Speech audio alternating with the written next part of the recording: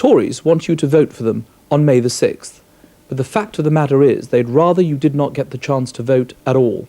The Tories don't like local democracy. They don't like local people choosing how they run their own communities. Since 1979, there has been a massive shift in power from local councils elected by local people to quangos. It was happening last week when the Home Secretary announced he was going to remove our elected representatives on local police authorities and replace them with his own stooges. They are doing it everywhere, from education to housing to economic development. I produced a leaflet last month listing almost 150 acts passed by Tories altering the powers of local government. This year, they have introduced the most draconian capping regime ever, an attempt to deny local people the right to decide on the services their councils provide, the kind of services that Labour counties across the country are providing to give us the opportunities we want. Opportunities for our children. Cleveland and Nottinghamshire are top of the league for nursery places. Opportunities for our grandchildren. Lancashire's green reputation has won international recognition from the United Nations.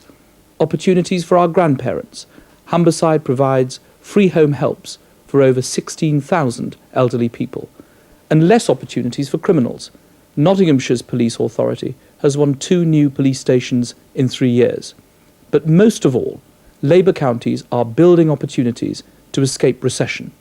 Opportunities like the £700 million Toyota development, which Derbyshire has just won.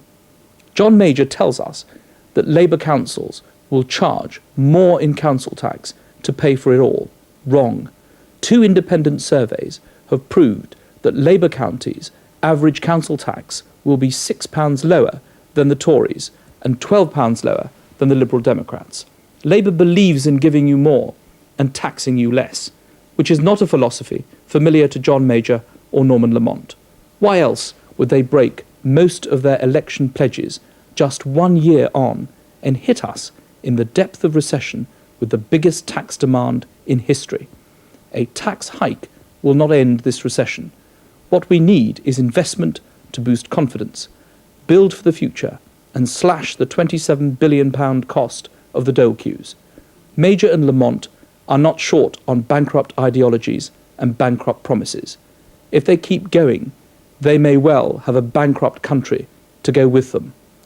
I am sick of watching people struggle just to get by, while the Laurel and Hardy of economic policy lurch from one mess to another. Our country deserves better than this government. On May the 6th, let's tell them we've had enough. That was party political comment from Labour MP Keith Vaz.